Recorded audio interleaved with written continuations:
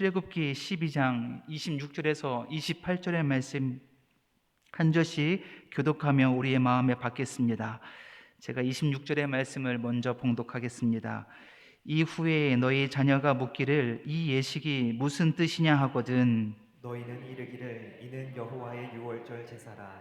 여호와께서 애굽 사람에게 재앙을 내리실 때에 애굽에 있는 이스라엘 자손의 집을 넘으사 우리의 집을 구원하셨느니라 하라 하매 백성이 머리 숙여 경배하니라. 함께 있습니다. 이스라엘 자손이 물러가서 그대로 행하되 여호와께서 모세와 아론에게 명하신 대로 행하니라. 아멘. 하나님의 말씀입니다.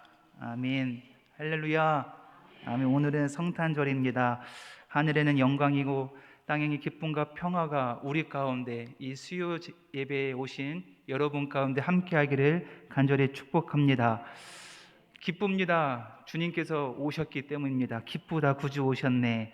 우리를 사랑하시되 끝까지 사랑하시고 죽기까지 사랑하셔서 이 땅에 육신의 몸으로 오신 그 주님 예수님의 이름을 다시 한번 찬양드립니다. 이 시간 참 반가운 성도님들, 이 성탄절인데 어디 가시지 아니하시고 이렇게 많은 성도님들 예배당에 오셨습니다. 온라인 남성교회 많은 성도님들도 오셨습니다. 가족 모임을 잠시 내려놓고 말씀으로 이렇게 제단을 쌓아 올리는 여러분들의 그 믿음 하나님께서 기뻐 받아주실 줄 믿습니다. 오늘 특별히 갑절의 은혜가 이 자리 가운데 임하기를 간절히 축복합니다. 우리 예배당에 오신 분들은 서로를 바라보면서 평화의 인사, 사랑의 인사 나누시고요. 온라인으로 참여하시는 분들은요, 채팅창에 축복의 인사 나누겠습니다. 오늘만 할 수 있는 인사입니다. 함께 인사하겠습니다. 메리 크리스마스, 메리 크리스마스. 예수님의 성탄은 축하하고 축복합니다. 메리 크리스마스의 뜻은요, 메리는 행복하다, 기쁘다라는 뜻이고요. 크리스마스, 크라이스트, 예수님의 마스, 예배입니다. 이 땅에 오신 예수님을 예배하는 것이 우리의 큰 행복이고 기쁨이 될 줄을 믿습니다.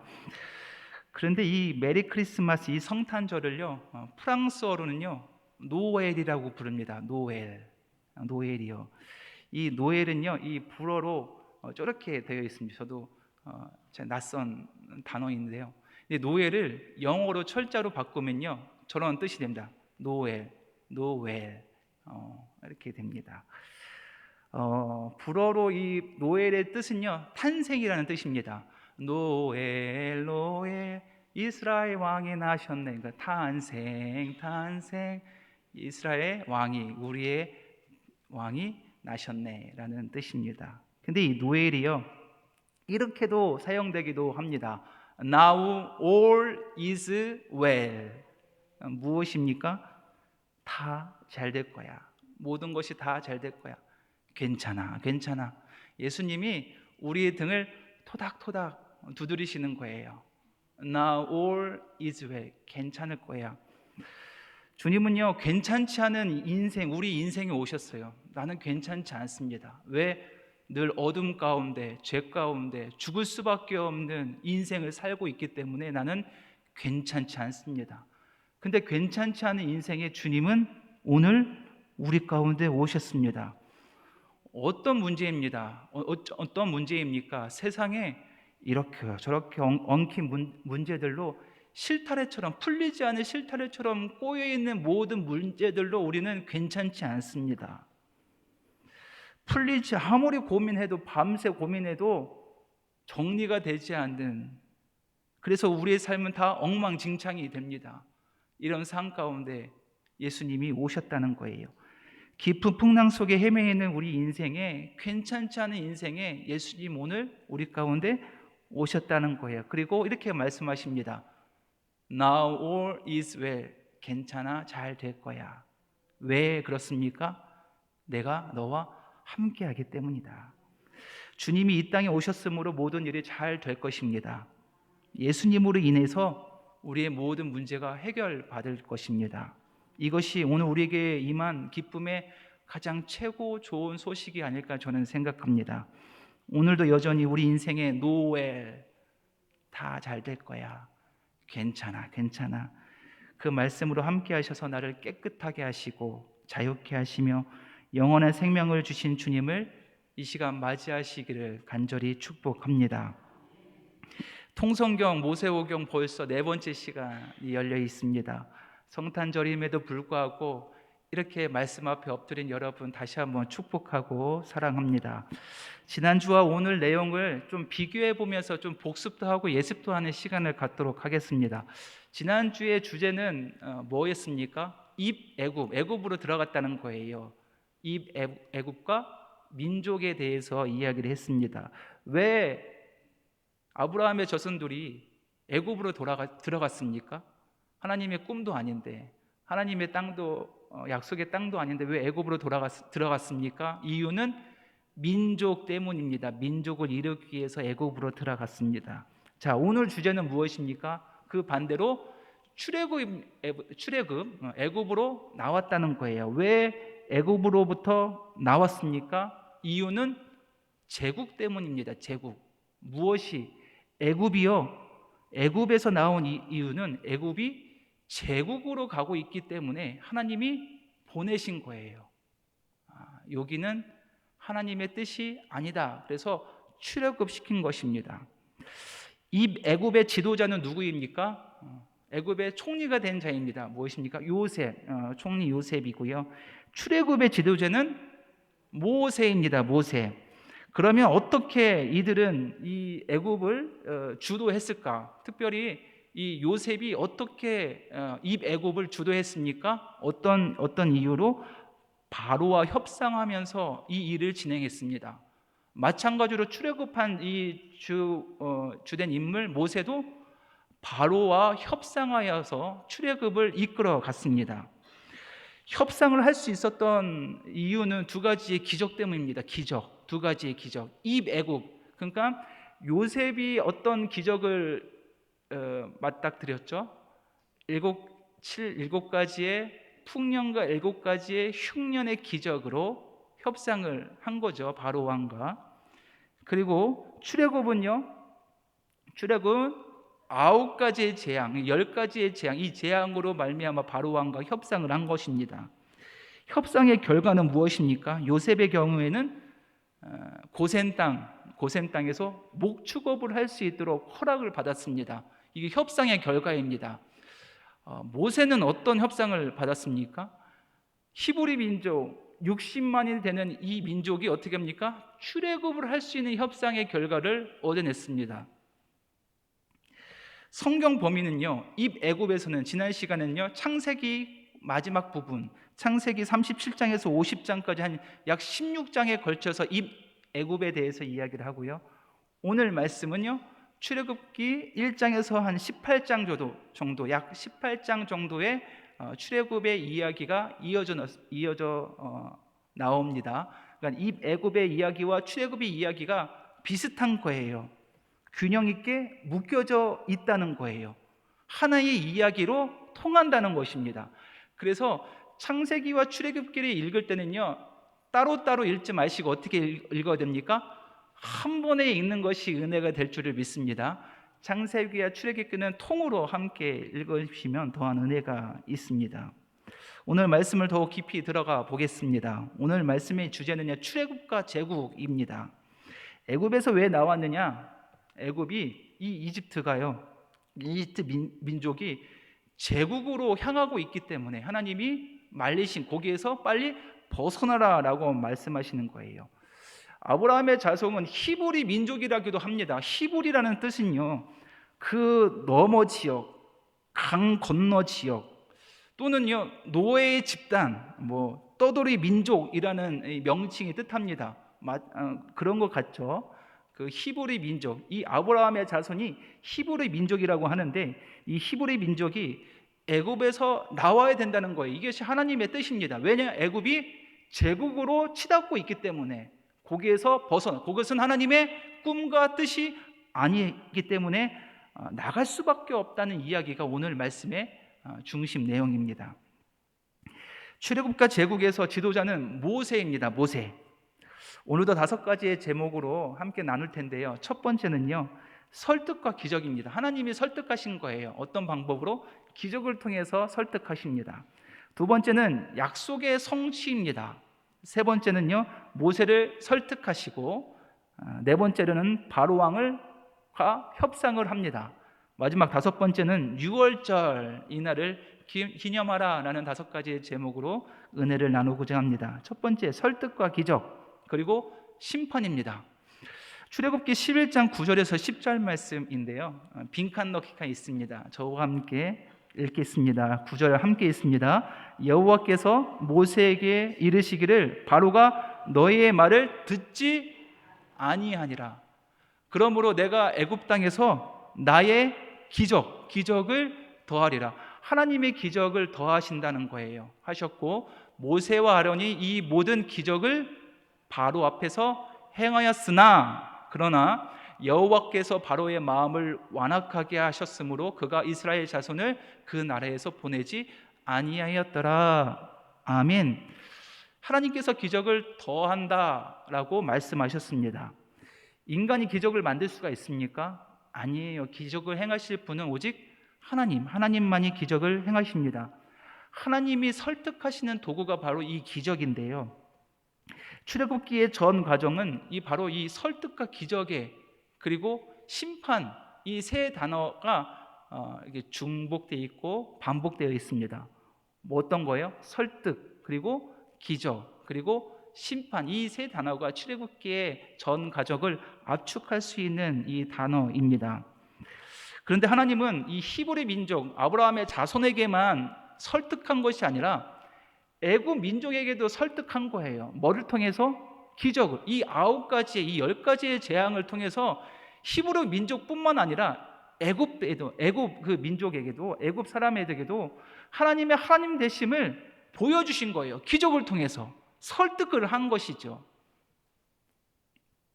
그런데 애굽 백성들은 무엇인가? 마음을 닫았다는 거예요. 히브리 민족은 어떻게 합니까? 하나님만 바라봤다는 거예요.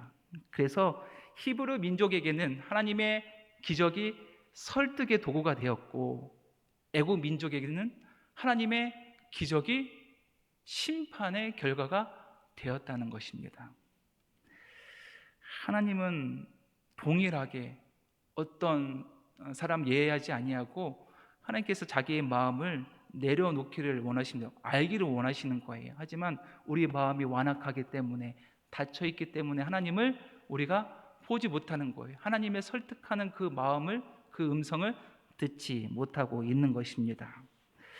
자, 두 번째 주제입니다. 자손에 대한 약속의 성취인데요, 일찍이 아브라함에게 하나님께서 이런 약속을 주셨습니다. 어느 날 밤에 아브라함을 밖으로 불러 오십니다. 그리고 한번 별이 찬란한 하늘을 바라보아라.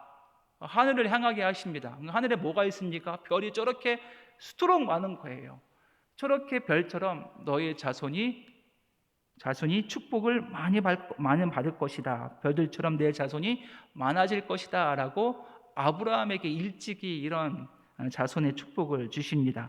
창세기 15장 5절에서 6절 말씀인데요, 이것도 빈칸 넣기가 있습니다. 함께 읽습니다. 그를 이끌고 밖으로 나가 이르시되 하늘을 우러러 무별을 셀 수 있나 보라. 또 그들에게 이르시되 내 자손이 이와 같으니라. 아브라함이 여호와를 믿으니 여호와께서 이를 그의 의로 여기시고. 아멘. 이 아브라함이 아니라 아브라함 이 시기예요. 아니 아들 이삭도 없을 그 시기예요. 근데 하나님의 약속을 주셔서 아브라함은 믿었다는 거예요. 그냥 믿음으로 갔다는 거예요. 그래서 아브라함이 이때부터 믿는 일의 조상, 믿음의 조상이 되었다는, 그냥 하나님 말씀하시니 그냥 무작정 믿었다는 거예요. 믿고 행했다. 그래서 아브라함이 이때부터 믿는 일의 조상, 믿음의 조상이 되었다. 근데 그 약속이요 이어져 내려갑니다. 이어져 또 이어져, 자손 또 자손에 이어져 이렇게 성취됩니다. 출애굽기 1장에 보면요, 1장 7절의 말씀입니다. 출애굽기 1장 7절의 말씀, 이스라엘 자손은 생육하고 불어나 어떻게 되고 번성하고 또 매우 강하여 온 땅에 가득하게 되었더라. 아멘. 하나님의 말씀이 성취되었습니까? 아멘. 아브라함에게 행하신 하나님의 그 약속의 그 은혜가, 약속이요 성취가 되었습니다. 하나님께서 아브라함에게 하신 그 약속은 공중에 사라지지 아니하고 다 성취가 되었다. 역사의 현실로 성취되었다는 것입니다. 아브라함의 후손들이요, 야곱을 앞장서서 70명 그 가족과 그 종들을 거느리고 애굽으로 갈 수밖에 없었습니다. 왜냐하면 흉년이 되었기 때문에 먹을 것이 한 톨도 나지 않기 때문에 누가 있는 자기의 동생 요셉이 있는 애굽으로 들어갔습니다. 70여 명이 시작했습니다. 애굽 땅 고센 땅에서 목축업을 통해서 그 애굽 사람들의 눈길을 피하면서 그렇게 지냈습니다. 그런데 시간이 지나면 지날수록 하나님의 약속이 성취되는 역사가 이루어집니다. 그 고센 땅에서 70명으로 시작된 그 가족이요, 점점 불어나고 큰 민족이 되었습니다. 애굽 사람들보다 많고 강하게 보일 정도로 큰 민족이 애굽 사람의 눈에 고센 땅에 있는 한 어떤 히브리 민족이 우리보다 훨씬 더 크고 강한 것처럼 보일 정도로 그 민족이 커졌다라고 기록되어 있다는 거예요. 점점 세월이 지날수록 애굽 사람들의 기억에는 점점 잊어져 갑니다. 누굴요? 총리 요셉. 요셉이 어떤 요셉입니까? 애굽의 큰 재앙을 좀 지혜롭게 막은 자 아닙니까? 총리 아닙니까? 그런데 세월이 지나면 지날수록 총리 요셉은 그들의 마음속, 기억 속에서 지워져 갑니다. 지워져 갈 수밖에 없죠. 시대가 지나니까요. 이제는 히브리 민족이요, 고마움의 대상이 아니라 두려움의 대상이 되었습니다. 얼마나 힘이 크고 막강하게 보였으면 그들의 애굽 사람들이 이렇게 벌벌 떨다는 거예요. 출애굽기 1장 8절에서 10절 말씀이 자세히 나와 있습니다. 요셉을 알지 못하는 새 왕이 일어나 애굽을 다스리더니 그가 그 백성에게 이르되 이 백성 이스라엘 자손이 우리보다 많고 강하도다. 많고 강하겠어요? 애굽이 얼마나 큰 민족인데 이 작은 히브리 민족보다 강하겠습니까? 작겠습니까? 아니죠. 그만큼 크게 보였다는 거예요. 자, 10절. 자, 우리가 그들에게 대하여 지혜롭게 하자. 우리 이제 정신 차려야 되겠다. 우리 정신 차려야겠다. 우리가 두렵건대 그들을 보고 두렵건대 그들이 더 많게 되면 전쟁이 일어날 때 우리 대적과 합하여 우리와 싸우고. 그러니까 두려운 게 뭡니까? 저들이 전쟁할 거 두렵다는 거예요. 두 번째 무엇이 두렵습니까? 이 땅에서 도망갈까 두렵다는 거예요. 누가요? 요셉을 알지 못하는 이 바로왕, 애굽의 바로왕이 그때 저 히브리 민족 고센 땅에서 그 하나님의 약속이 성취되는 그 민족을 보고 나서 이렇게 두려움에 떨고 있다는 거예요. 그렇습니다. 요셉을 모르는 애굽 왕은 걱정이 태산입니다. 두렵습니다. 혹시 저 히브리 민족들이 세력이 더 커져서 우리와 전쟁을 일으키면 어떡하지? 더 이상 세력을 키우면 안 되겠다라고 조치를 취합니다. 결정을 합니다. 그리고 또 절대 그들을 내보내면 안 되겠다. 이유는 무엇입니까? 이 나라, 이 애굽을 제국으로 더 키워야 하기 때문에, 저들의 노동력이 반드시 필요하기 때문에 저들을 내보낼 수는 절대로 없다라고 하는 거예요. 그래서 애굽은 저들의 세력을, 저 히브리 민족의 세력을 짓누르기 위해서 나름 정책을 피는데요. 그 정책의 내용은 영아 살해 명령입니다. 남자아이가 태어나면 다 죽이라는 명령이에요. 히브리 민족의 남자아이를 다 끊겠다는 거예요. 군대를 만들지 못하도록 끔찍한 전쟁입니다. 왜? 저들이 크고 두려운 존재로 왕성하며 번성하고 부흥되었기 때문입니다. 그 많은 히브리인들의 노예를 계속 사용해야 우리가 제국으로 이제 성장할 수 있는데 힘이 세지면 안 됩니다. 그래서 남자아이를 다 죽인다는 거예요.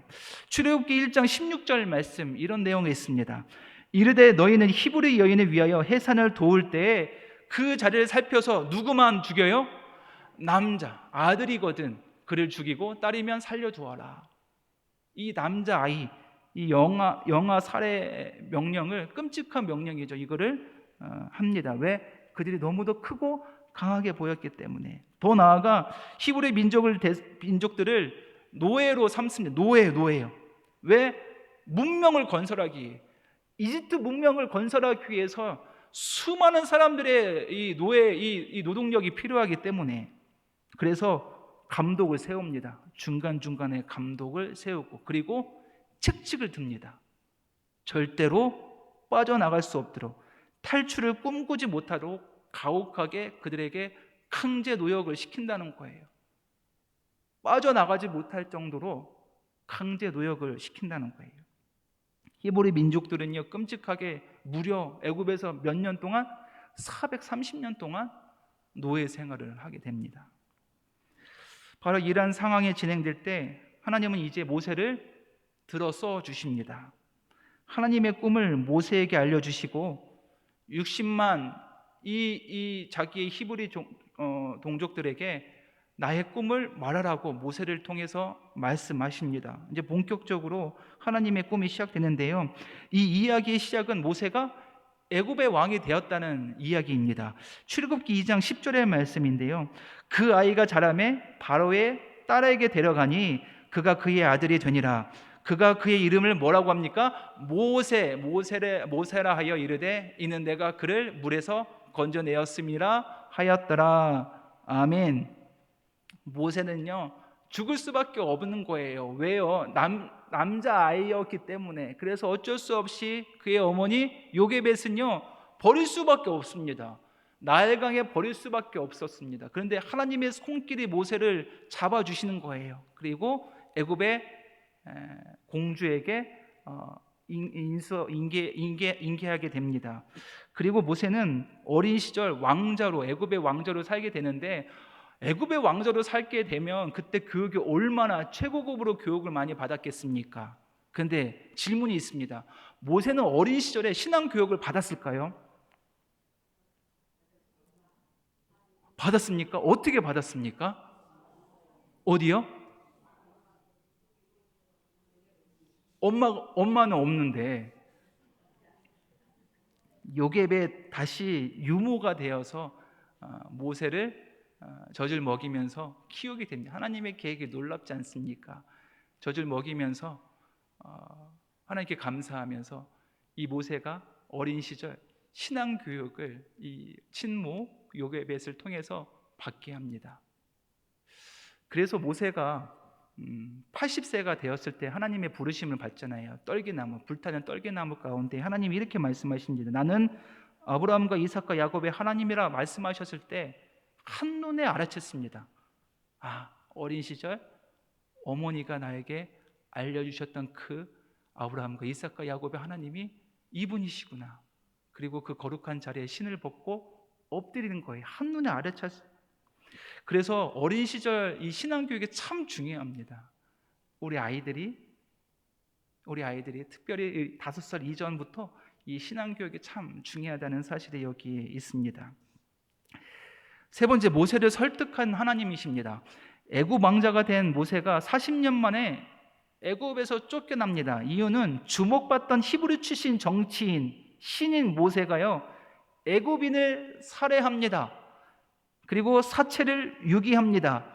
야반도주합니다. 모든 권력에서 포기할 수밖에 없습니다.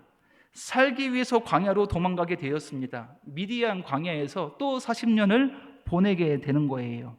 그래서 그의 나이 80세가 되었을 때 하나님께서 모세에게 임하십니다. 그리고 설득하십니다. 모세를 설득하신 하나님이신데요, 근데 하나님이 설득 과정 가운데 하나님이 화를 내셨다는 장면이 나옵니다.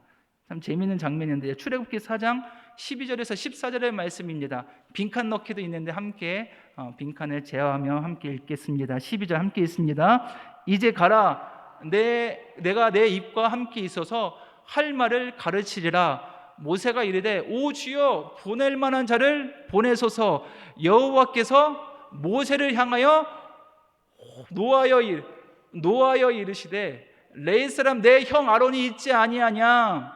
그가 말 잘하는 것을 내가 아노라. 그가 너를 만나러 나오나니 그가 너를 볼 때 그의 마음에 기쁨이 있을 것이라 아멘. 이런저런 핑계를 대하면서 이제 마지막 핑계, 말을 못한다는 거예요. 그때 하나님께서 어떻게 하십니까? 설득하고 또 설득했는데 이제는 참지 못해요. 노하셨다라고 말씀하십니다. 하나님은 결정하셨는데 저 히브리 민족들의 부르짖음에 들으시고 저 민족들을 다 애굽에서 나오기를 결정하셨는데 모세에게 너를 통해서 보내겠다라고 하는데 모세는 이런저런 핑계를 대면서 거절합니다. 하나님, 나이도 80이고 능력도 없습니다. 말도 못합니다. 이런저런 핑계 가운데 하나님은 그럼에도 설득하시는데 오늘 화를 냈다고, 노하셨다라고 말씀하십니다. 하나님이 다혈질이라서 이렇게 화를 내셨을까요? 이것은 하나님의 열정의 표현이 아닐까. 내 사랑하는 이 민족을 구원하기 위해서 이 하나님의 열정이 여기에 포함되어 있다라는 그 하나님의 마음이 여기가 아닐까 저는 생각합니다. 결국 끝내 설득합니까? 설득하십니다. 하나님이 모세를 마음을 움직이십니다. 설득당한 모세는 애굽으로 향합니다. 그리고 바로 왕을 설득하러 또 나아가게 됩니다. 약 6개월 동안 협상을 합니다. 협상 테이블에 앉아서 협상을 하는데요. 모세는요, 어떤 카드입니까? 60만 나의 동족 히브리 민족들을 다 출애굽시켜 주십시오라고 큰 카드죠. 이 카드를 담대하게 말합니다. 하지만 바로 왕은 아니다. 우리 애굽도 너희 민족이 필요하다. 절대적으로 필요하다. 왜? 우리나라는 이제 앞으로 제국으로 발전하고 부흥되기 위해서는 가장 피라미드 밑바닥에 있는 너희 60만 노예들이 필요하기 때문에 절대로 그럴 수 없다. 이 네 번째, 9가지의 재앙, 모세와 바로의 협상의 주제입니다. 이런 상황 가운데 모세는요, 바로 왕과 9번의 협상을 마주합니다. 9번의 협상이에요. 협상 카드는요, 바로 하나님의 기적. 모세가 할 수 있는 것은 아무것도 없잖아요. 하나님의 기적을 하나하나씩 가져옵니다. 이런 기적들이 지속적으로 모세와 바로 왕이 협상 테이블을 앉을 수 있도록 할 수 있도록 도구로 되었다는 거예요. 물론 바로 왕의 협상은요, 문명입니다. 문명. 이집트 문명을 건설하기 위해서는요, 너희 60만 노예들이 필요하다라는 거예요. 그러니 어떡합니까? 협상이 됩니까? 9번의 협상에 다 결렬되었습니다. 최종적으로 절대 포기할 수 없다는 거예요. 아무리 기적을 일으켜도 그 완악한 마음을 움직일 수 없다는 거예요. 출애굽기 10장 28절과 29절의 말씀입니다. 마지막 최후 통첩을 하는 거예요. 바로가 모세에게 이르되 너는 나를 떠나가고 스스로 삼가 다시 내 얼굴을 보지 말라. 내가 내 얼굴을 보는 날에는 죽으리라. 다시는 오지 말라는 거예요.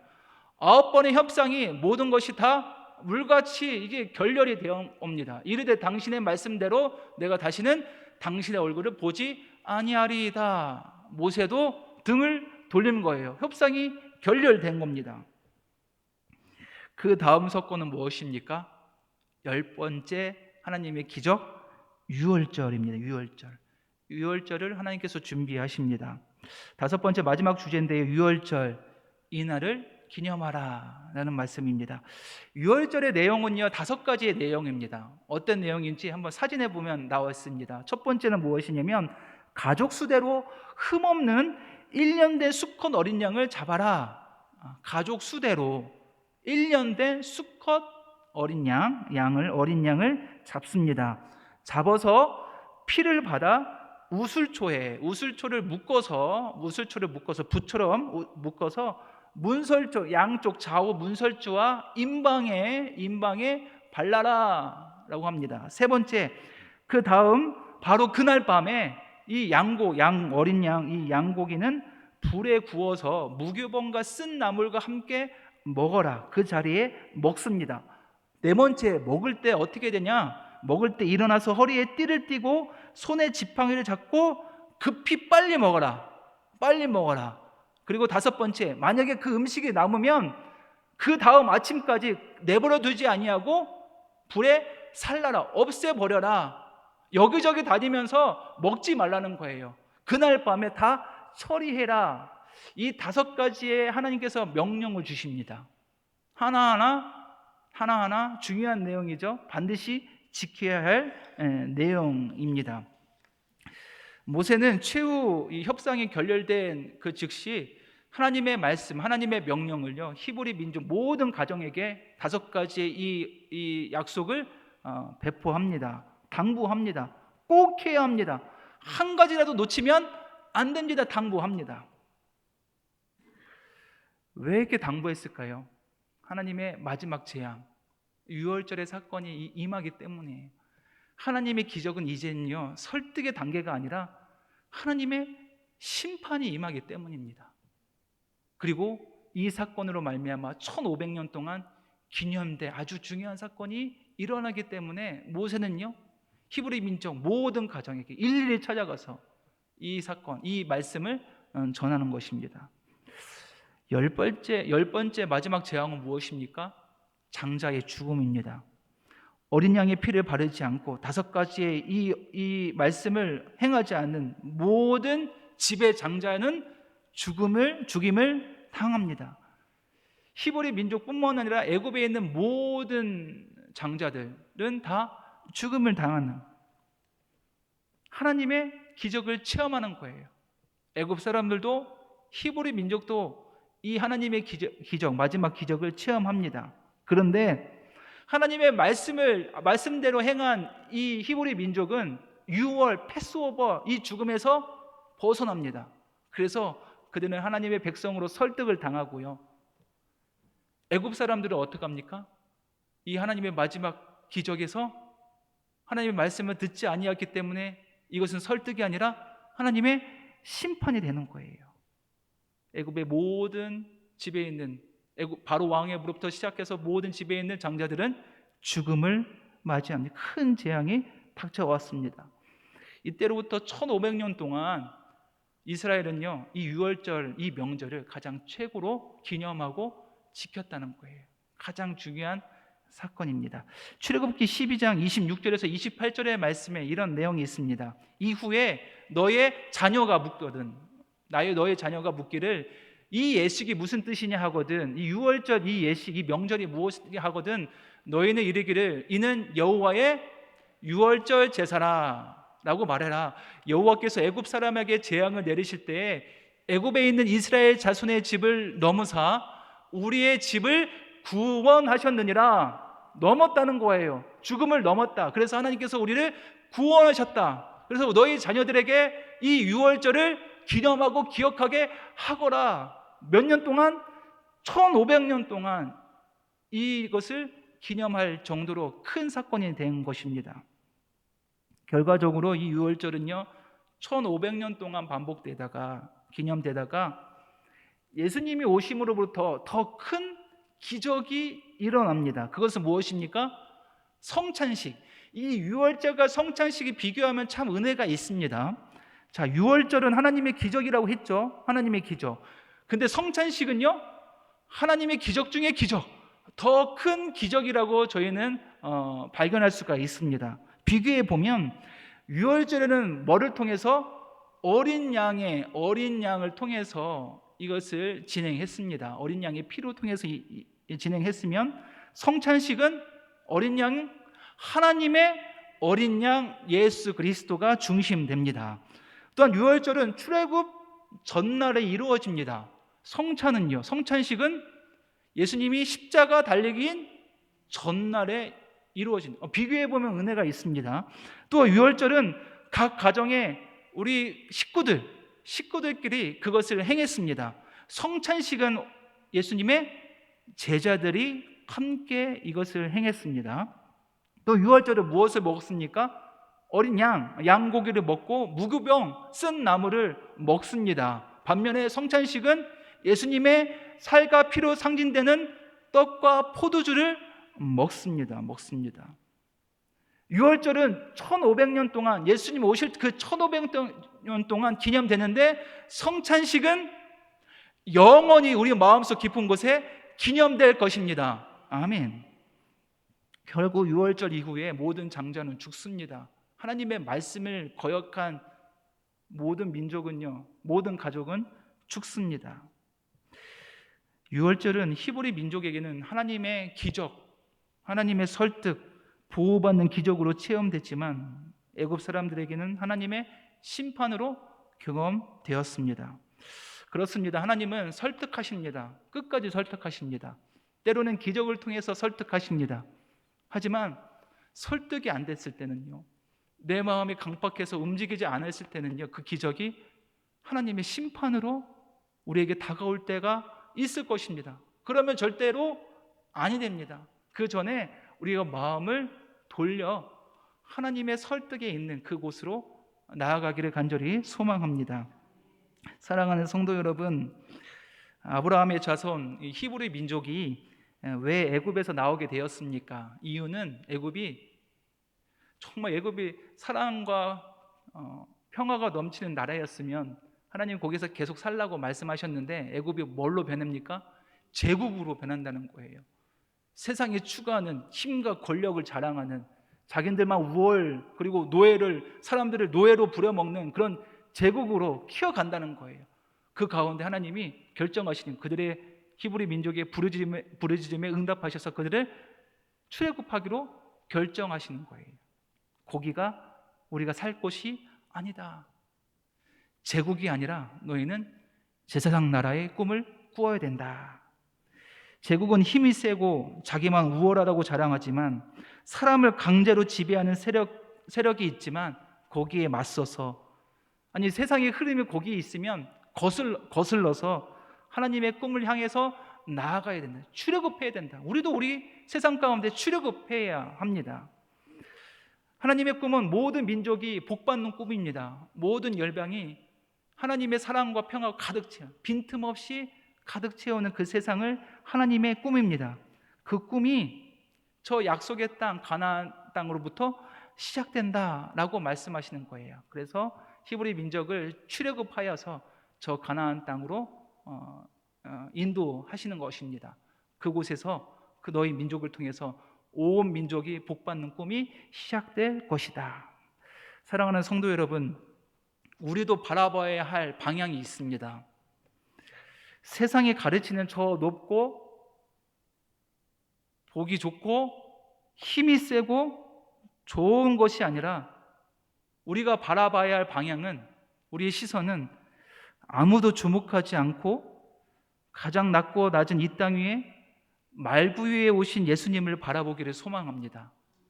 우리가 바라봐야 할 대상은 예수님이에요. 왜냐하면 그곳에는 우리의 소망이 있고 생명이 있고 빛이 있기 때문입니다.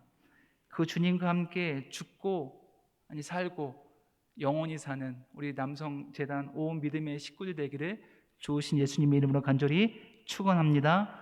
아멘.